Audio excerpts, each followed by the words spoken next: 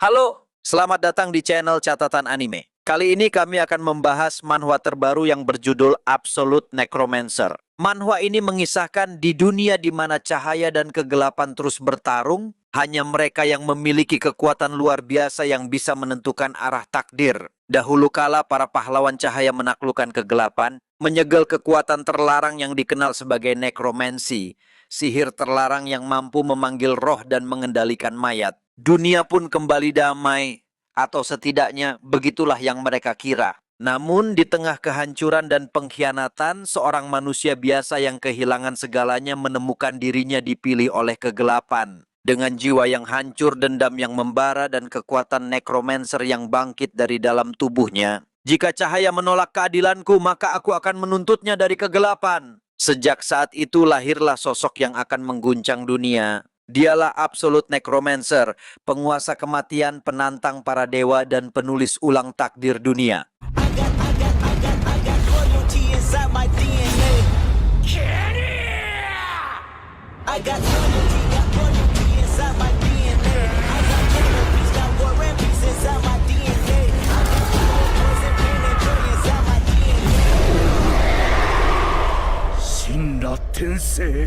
Cerita dimulai dengan penjelasan mengenai perubahan besar yang mengguncang dunia. Perubahan ini bukanlah sekadar fenomena biasa, bukan hanya pergeseran lempeng tektonik yang menggoyahkan bumi atau letusan vulkanik yang menggetarkan langit. Tidak, perubahan ini jauh lebih mengerikan. Secara tiba-tiba makhluk-makhluk buas, monster-monster mengerikan mulai bermunculan di setiap penjuru dunia. Mereka menekan umat manusia hingga ke titik terendah, memaksa peradaban berada di ambang kepunahan. Dan bersama dengan teror itu tampaklah sesuatu yang menjadi sumber dari semua kengerian ini. Sebuah menara misterius. Menara itu seakan menjadi pusat kekuatan gelap. Ia memberikan energi, kekuasaan, dan dominasi kepada para monster. Manusia menamainya dengan dua sebutan penuh makna, Devil's Tower, menara iblis, atau God's Tower, menara para dewa. Sebutan itu muncul karena ada entitas yang menantang manusia untuk mendakinya. Mereka berjanji, di dalam menara tersebut terdapat segalanya, kekuatan, harta, kejayaan, dan kekayaan tanpa batas. Semua dapat diraih, asalkan manusia berani memanjat menara itu dan melewati tantangan mematikan yang telah disiapkan. Menara raksasa itu menjulang dengan 999 lantai yang tak berujung. Di dalamnya, para penguasa sejati, dewa dan iblis memerintah dengan tangan besi. Pemerintah dari berbagai belahan dunia memang berusaha mencegah manusia mendekat, namun tak seorang pun mampu menghentikan arus orang-orang yang tergoda oleh janji manis menara tersebut. Sebab, seperti yang diproklamasikan oleh para dewa dan iblis, siapapun yang berani menghalangi orang lain menantang menara akan menerima hukuman yang mengerikan. Kini, 5 tahun telah berlalu sejak miliaran manusia menaruh pandangan dan ambisinya pada menara itu. Di tengah hiruk-pikuk dunia, tampaklah seorang pria yang bersiap memulai percobaan bersejarah. Usaha pertama umat manusia untuk menaklukkan lantai ke-600. Namun, tepat saat langkahnya dimulai, ia disergap oleh kelompok yang dikenal dengan nama Nine Star. Dari jutaan penantang, 9 orang itu berdiri di puncak tertinggi.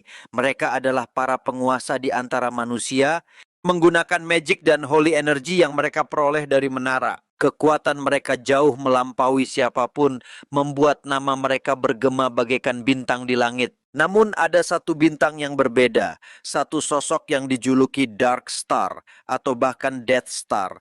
Dia bukan seorang pendekar pedang legendaris. Bukan pula manusia super yang mengandalkan tubuh semata. Ia adalah pria yang berhasil menyalip Nine Star, merebut gelar sebagai manusia terkuat. Namanya Cha Jin Hyuk. Pria yang menghadirkan kematian, simbol dari kehancuran. Seorang necromancer terhebat yang pernah ada. Pria itu berkata dengan senyum dingin yang penuh keangkuhan. Sempurna. Lagi pula, aku sudah mulai jenuh dengan kedamaian semu dan manusia-manusia lemah itu. Yang kubutuhkan hanyalah kekuatan. Aku akan menjadikan kalian semua sebagai summon beasts milikku dan menjelma menjadi yang terhebat di antara segala makhluk. Namun dari pihak Nine Star, salah seorang di antara mereka menatap tajam dan berkata lantang, "Aku sudah menduga bahwa dia akhirnya akan mengkhianati umat manusia dan memilih berpihak pada iblis." Lalu dengan suara menggelegar, ia berteriak, "Kurasa kita tak punya pilihan lain. Nine Star, habisi si pengkhianat Cha Jin Hyuk." Pertarungan pun pecah. Meski telah dirasuki kekuatan yang mencekam, Cha Jin-hyuk tidak mampu menghadapi seluruh kekuatan Nine Star seorang diri. Ia terdesak dihantam tanpa ampun. Dunia pun percaya bahwa Cha Jin-hyuk adalah pengkhianat yang menjual umat manusia demi kekuatan. Namun kenyataan yang pahit dan terlarang itu berbeda jauh. Sesungguhnya bukan Cha Jin-hyuk yang berkhianat. Dialah yang justru dikhianati oleh 8 dari 9 bintang itu. Pengkhianatan yang busuk dibungkus kebohongan lalu disembunyikan dari dunia.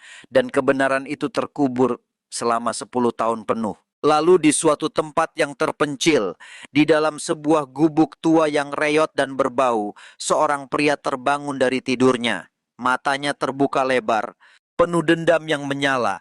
Dengan suara rendah namun menggetarkan, ia bergumam, "Aku telah kembali. Nine Star, bajingan-bajingan kalian." Cha Jin-hyuk baru saja menyadari sesuatu yang luar biasa, bahwa ia berhasil mengaktifkan keterampilan rahasianya, Soul Transmission, sebuah mantra kuno yang hanya bisa digunakan sekali dalam seumur hidup. Saat tubuhnya hancur di ambang kematian, jiwanya terlempar mencari wadah baru yang sesuai.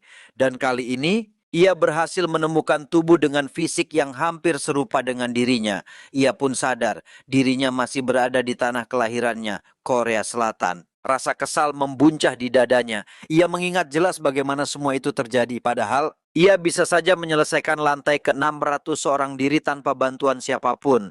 Namun Nine Star datang dengan wajah manis, menawarkan pertolongan, dan akhirnya mengkhianatinya tanpa belas kasihan. Adegan pun bergeser ke 10 tahun silam. Saat itu Cha Jin-hyuk yang berdiri dengan wajah terkejut berteriak penuh luka, "Kenapa? Kenapa mereka semua melakukan ini padaku?" Lalu muncullah sosok baru yang diperkenalkan kepada kita. Seorang paladin agung bernama Kain Pelon dan seorang saintis brilian bernama Carmen Pelon. Dengan nada meremehkan, sang ilmuwan berkata sambil tersenyum tipis, "Hey Death Star, kau mungkin dipanggil one man army, pasukan seorang diri.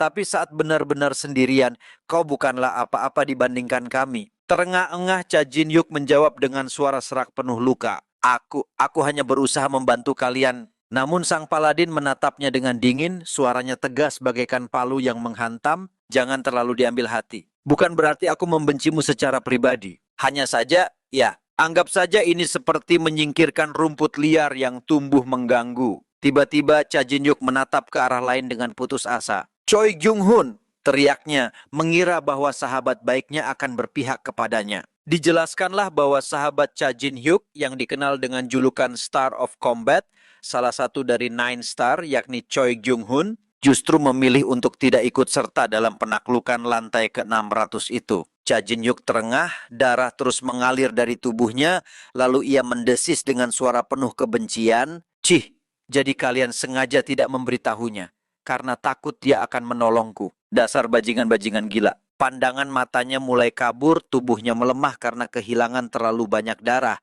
Namun di saat-saat terakhirnya ia tidak menyerah. Ia merelakan kekalahannya, menerima kematian, namun dengan janji membara. "Sekali ini aku tumbang karena kalian, tapi jangan pernah mengira ini adalah akhir dari segalanya." Dalam hati, ia bersumpah dengan tekad baja, "Aku akan kembali, aku akan lahir lebih kuat, dan kalian para pengkhianat keji, aku pasti akan membalaskan dendamku." Kembali ke masa kini, terlihat Cha Jin-hyuk terbangun dengan wajah penuh amarah, dadanya bergemuruh oleh dendam yang membara. Ia bahkan merasa jijik membayangkan untuk menjadikan para Nine Star sebagai summoned beasts-nya. Tidak, itu terlalu hina. Yang akan ia lakukan adalah menghancurkan jiwa mereka, menumbuknya hingga hancur, dan memastikan mereka tidak akan pernah bereinkarnasi. Tiba-tiba terdengar suara notifikasi dari sebuah ponsel di dekatnya.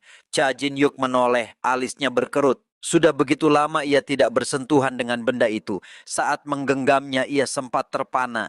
Ponsel itu tampak cukup canggih. Namun ketika ia membuka layar dan melihat tanggal yang terpampang, matanya melebar. Napasnya tercekat. 10 tahun ia baru tersadar bahwa dunia telah melaju 10 tahun lamanya sejak hari kematiannya. Padahal baginya semua terasa hanya seperti sekejap mata. "Skill macam apa ini?" gumam Cha Jin-hyuk pada dirinya sendiri, matanya menatap kosong penuh kebingungan. Seketika sebuah pikiran melintas di benaknya. Apakah tubuh barunya ini masih bisa menggunakan sihir? Terdengar suara lalat yang berputar mengganggu di udara. Dengan refleks, Cha Jin-hyuk menepuk lalat itu hingga mati. Ia lalu menarik napas, mengulurkan tangannya dan mengucapkan kata kunci penuh keyakinan, "Awake!" Namun, tidak terjadi apa-apa. Sekejap wajahnya menegang. Ia mencoba lagi dan lagi, terus mengulanginya dengan penuh kegelisahan. Tetapi hasilnya tetap nihil. Sial! Desisnya penuh frustrasi. Ia akhirnya sadar tubuh ini kosong tanpa setetes pun mana yang bisa ia gunakan. Dengan hati berat, ia melangkah ke jendela dan membuka tirainya. Di luar sana, menjulang dengan angkuh, terlihat menara yang menjadi sumber segala penderitaan dan ambisi umat manusia. Menatapnya, Cha Jin-hyuk bertanya dalam hati, apa aku harus memanjat menara itu tanpa satu pun skill yang bisa kugunakan? Lalu sebuah kesadaran menghantam pikirannya. Tunggu! Jika sudah 10 tahun berlalu, jangan-jangan mereka sudah berhasil mencapai puncak. Dengan segera, ia mengambil ponselnya dan mulai mencari berita di internet. Layar menampilkan sebuah tajuk utama. Nine Star Choi Jung-hoon berhasil menaklukkan lantai ke-800. Cha Jin-hyuk terperanjat, matanya menyipit penuh rasa heran. Apa? Hanya 200 lantai dalam 10 tahun terakhir? Namun seketika ekspresinya berubah dari keterkejutan menjadi senyuman dingin penuh keyakinan. Ia merasa inilah peluang yang ditunggu. Selagi mereka bersantai, selagi mereka terlalu percaya diri menapaki menara dengan lamban, aku akan menyusul mereka. Dan saat waktunya tiba, aku akan menghancurkan mereka satu persatu. Dengan tekad membara, Cha Jin-hyuk mengenakan jaketnya dan melangkah keluar. Dalam hatinya ia berikrar, meskipun tubuh ini hanyalah tubuh pemula, tapi aku masih memiliki semua pengetahuan, semua pengalaman, semua kecerdikan dari Death Star Cha Jin-hyuk. Dan itu lebih dari cukup, aku akan memanfaatkannya untuk menjadi kuat lebih cepat dari siapapun. Wajahnya berubah mencekam, matanya menyala dengan bara dendam, bibirnya mengucapkan sumpah yang menggema bagaikan kutukan. Awas saja kalian Nine Star, akan kubalaskan dendamku ini. Kita bergeser menuju Seoul, tepat di hadapan gerbang megah sang menara. Di sana kerumunan manusia berdesakan penuh harapan sekaligus ketakutan. Di tengah lautan manusia itu berdiri seorang pria dengan tatapan tajam, Cha Jin-hyuk. Di antara kerumunan tampak seorang pemuda yang penuh percaya diri, mengumbar mimpi besar untuk menaklukkan menara dan hidup bergelimang kekayaan. Namun temannya justru menertawakan dengan nada meremehkan, palingan mati di lantai 1. Sementara itu Cha Jin-hyuk terdiam, matanya menatap menara dengan pandangan menusuk, lalu dalam hati ia berbisik, inilah tempat di mana harapan dan kisah manusia terkumpul. Menara, aku akhirnya kembali. Atas nama Cha Jin-hyuk, akan kubuat seluruh dunia sadar bahwa aku ada. Jarum jam pun bergerak. Tepat pukul 1 siang, gerbang raksasa menara itu berderit terbuka. Seketika, massa berhamburan bergegas melangkah menuju awal perjalanan mereka. Di antara hiruk-pikuk itu, Cha Jin-hyuk tersenyum tipis. Senyum yang dingin, penuh tekad dan dendam. Begitulah awal dari kebangkitan Cha Jin-hyuk, sang Death Star. Dikhianati, mati, lalu bangkit kembali dengan dendam membara untuk menuntut balas pada para Nine Star. Namun bagaimana perjalanan Cha Jin-hyuk di tubuh barunya yang tanpa mana? Mampukah ia menapaki menara para dewa dan menghancurkan mereka satu persatu? Temukan jawabannya di episode berikutnya.